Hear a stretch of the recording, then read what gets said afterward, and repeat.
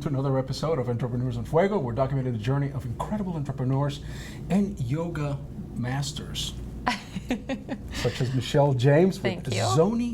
ZoniYogi. Yes. Why ZoniYogi? ZoniYogi. Well, we live in Arizona, and I thought it was a cute term just to Arizona? Yeah, Like exactly. Zoni? Okay. Just I you know, gotcha. it's a play on words. I So see you working. ZoniYogi, and it's a loving term, yogi. Yeah. So okay. it's endearing. And you brought some props and everything else. I You did. the yoga mat and, Yep. and these things. What are these things? These are my Oils. little magic oils, I like to call it. So I use them in practice at the end in Shavasana.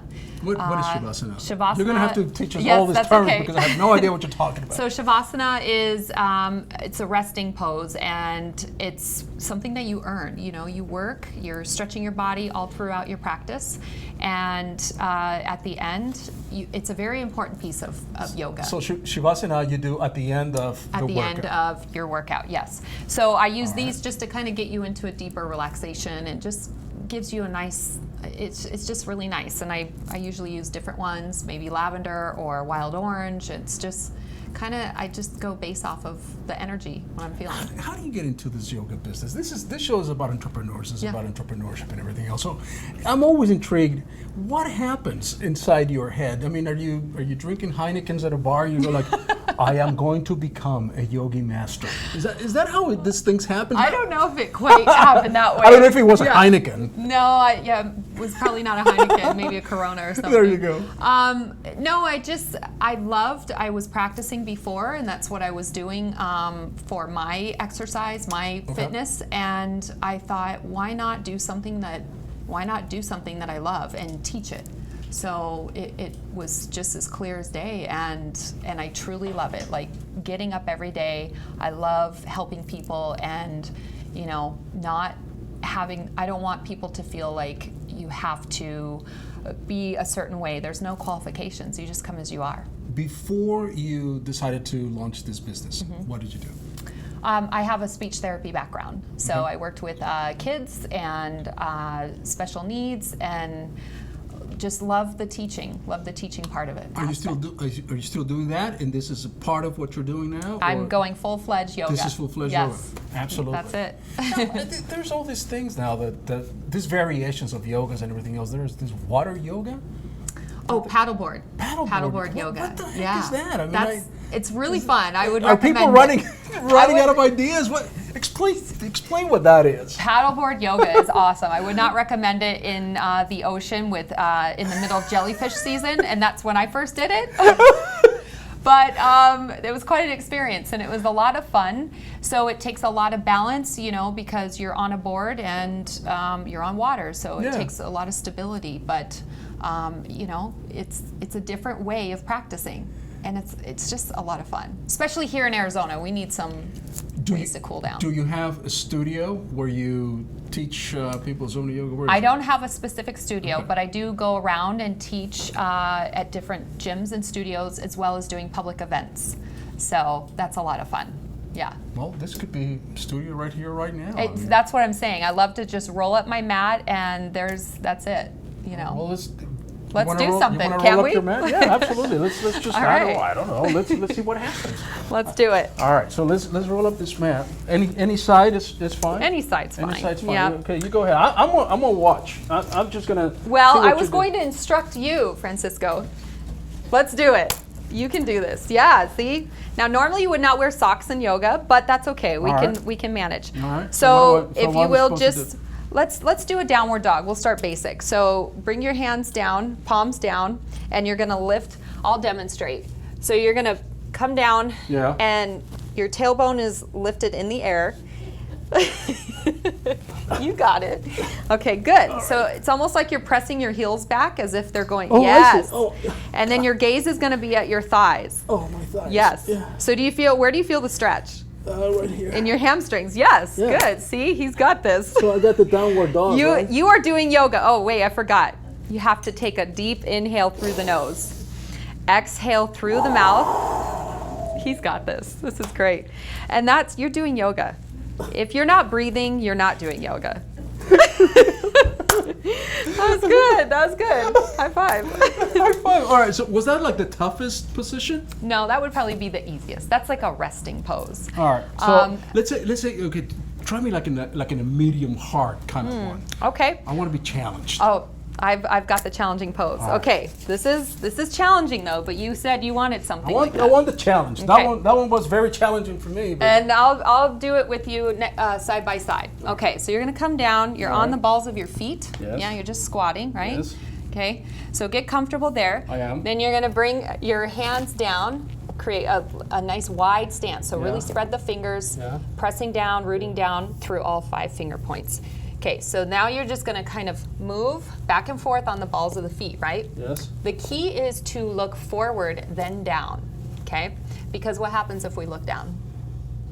We're gonna fall, maybe. Yeah. Balance. So we're gonna look forward, then down. So now I want you just to rest your knees right on your triceps. Bring them up to your triceps, right up here. Yep. So you have your arms inside, Yeah. and just get that motion there. So you're comfortable here, Yeah. okay? Now, you wanna lock your elbows in. You're gonna come forward. Once you come forward, you're gonna lift the tailbone, okay? Draw the belly in, point the toes in towards the center. You and I are hitting knees, that's okay. And draw the belly in and balance. How'd you do? Did you get up? That was good. So that is called crow pose, and that, I can tell you that it'll take me maybe a couple of months before I get to the crow pose again. well, I think you did fabulous. You tried it. You were open-minded, and that's all that course. you need. But all right, so let's talk about where's my shoes. All right, whatever. But anyway, all right. So now let's do the Shikara. What is it at the end? That you Oh, do? Shavasana. The Shavasana, or Shavasana. because that's what you're supposed to do after Shikara. you do all these things, right? That's right. You're a little winded. You might, so we start to slow the breathing down, Yeah. cooling it down. And it's a very important piece to just All right, so- have that. So the relaxation. Shavasana, you just kind of just rest. You rest. You're in corpse pose. That's what it means. And so Yes. you're on your back. I'm good at that. And palms up, and you just let your feet fall out to the side, and Yeah. just close your eyes, and you just. I can do Shavasana all day long. That's right. I It's think I'm everyone's very- favorite. I think it's everyone's favorite, but it's Yeah. going to be my favorite. I like that challenging The crow one. one. The Yeah, crow one. I it's bet great. you can do that without my shirt and everything else. I think I'm going to do that. Well, again, gonna yoga try is that. all about, there's misconceptions. Well, I have to be flexible. No, you don't. You just come as you are, and I like to really invite anyone to do it because How long did it take you before you became proficient at it? it took, I'm still growing. There are poses that are still challenging to me, but it's just like riding a bike. The more you do it, you're going to get better at it. And when you have that support, yoga is all about community and, people just being there to do it with you. It's just, it's supportive in that way. So I've been doing it for 8 years practicing and then 3 years teaching. Hot yoga or just regular yoga? I What- teach what do you regular, prefer? but I do dabble in the hot yoga sometimes. Yeah. Is it better or? There's people, it's all opinion. Whatever they like. A lot of people like the hot yoga. They feel like they're getting into the poses a little deeper. It detoxes them more. I like to say you bring your own hotness. So which I like that. I like that. I like it. All right. And so when somebody wants to utilize your services, what do we do? What do we find? they can Where go do to we my find fan page on Facebook, ZoniYogi, or you? ZoniYogi. yes. All right. Or my website, ZoniYogi.wordpress.com. Yes. Just remember, motion is lotion. That's all that, I like that's it. that. And get stretchy. Stretch the mind, stretch the body.